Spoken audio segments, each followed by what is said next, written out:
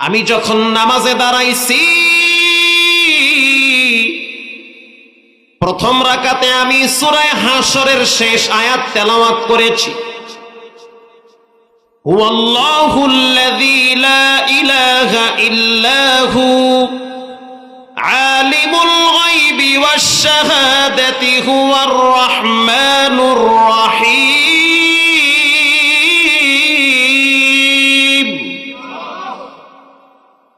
আমি যখন সূরা হাশরের শেষ আয়াত তেলাওয়াত করলাম, আমি যেখানে দাঁড়াইছি পিছনে তো চতুর্দিকে মুসল্লি দাঁড়ায় আছে, টের পাইতেছি পিছন থেকে এক যুবক নামাজের ভিতরে চিৎকার মেরে কাঁদতেছে।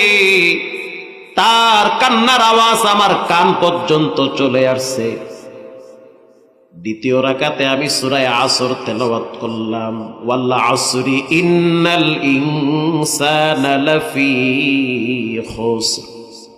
প্রচন্ড রোদের তাপ, যার কারণে ছোট সূরা দিয়া নামাজ শেষ করলাম। যখন আমি সালাম ফিরাইছি তাকায় দেখলাম পিছন থেকে এক যুবক দৌড়ায় আমার দিকে আসতেছে।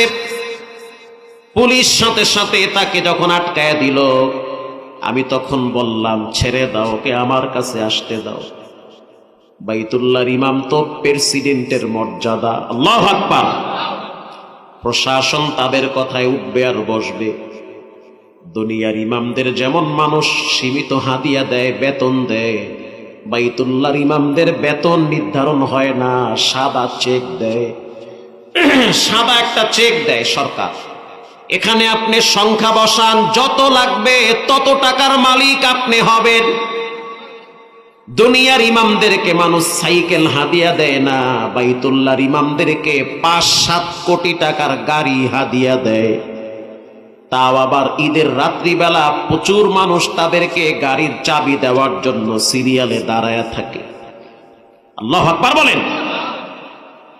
এবার সেই যুবক কাছে আসলো, তার চোখের পানিতে ইহরামের কাপড় ভিজতেছে।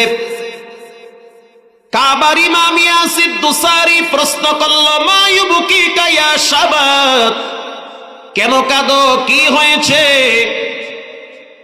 যুবক বলে, হুজুর আমার বয়স মাত্র ২০ বছর, আমার জন্ম হলো ইউরোপ কান্ট্রিতে। আমাকে এই রমজান মাসে স্থানীয় কিছু আলেম ওলামারা ধরে নিয়ে আসছে উমরার সফরে, মুসলমানরা আমাকে উমরায় নিয়ে আসছে। জীবনে কোনোদিন আমি জুমার নামাজ পড়ি নাই, জীবনে কোনোদিন আমি পশ্চিম দিকে ফিরে সিজদা দেই নাই।